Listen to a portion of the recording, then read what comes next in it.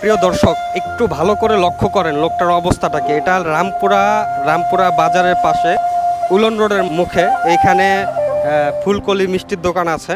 এই মানুষটার পাশে যদি আপনারা একটু পাশে এসে দাঁড়ান, আসলে আমার বলার কোনো ভাষা নেই, অনেক নার্ভাস লাগছে এই মানুষটার অবস্থা দেখে। আপনারা যদি একটু পাশে এসে দাঁড়ান, তবে যতটুকু শুনেছি মাহসান ভাই এই ব্যক্তিটার চিকিৎসার জন্য যা যা করার সেটাই করবে।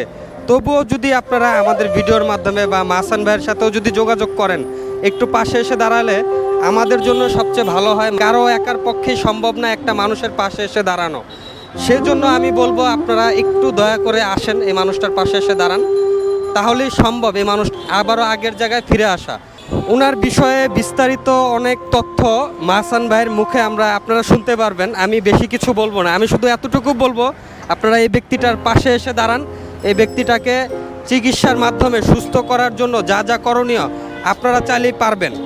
ঠিক আছে, বাকি বিষয়ে ওনার বিষয়ে যা যা ইনফরমেশন প্রয়োজন এটা সম্ভবত মজার টিভির মাহসান ভাই আপনাদেরকে আবার জানাবেন ইনশাল্লাহ। তো প্রিয় দর্শক, আমি আর ভিডিওটি বড় করতে চাই না, আপনারা ভিডিওটি দেখেন। আমি কথার মাঝে আরেকটি কথা বলতে চাই। এই যে ব্যক্তিটাকে দেখছেন আপনারা, সে কিন্তু আসলে মানসিক ভারসাম্যহীন একজন ব্যক্তি, বলতে গেলে পাগল, পুরো পাগল একজন ব্যক্তি।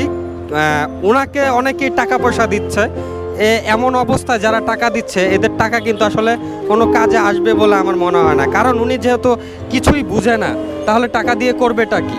তো সেই জায়গা থেকে আপনারা যদি এমন কেউ থাকেন ওনার পাশে এসে দাঁড়াবেন, তো দয়া করে আসেন, ভিডিওটার নিচে মন্তব্য করবেন, আমাদের সাথে যোগাযোগ করলেও আমরা ওনার কাছে আপনাদেরকে পৌঁছে দেওয়ার ব্যবস্থা করব। তো যাই হোক প্রিয় দর্শক, অন্তত আর কিছু না হোক যদি কেউ শেয়ারও করেন, তাহলেও এই মানুষটার পাশে দাঁড়ানোর মতো ব্যক্তি খুঁজে পাওয়া যাবে।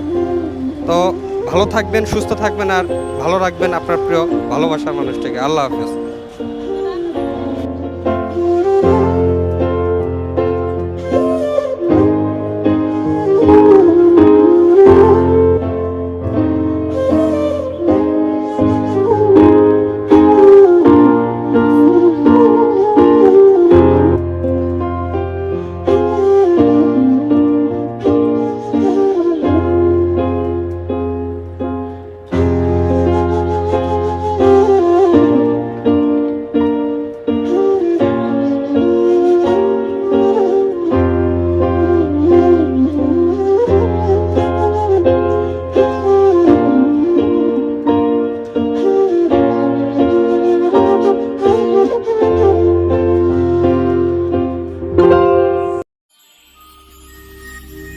শুভ বাংলাদেশ।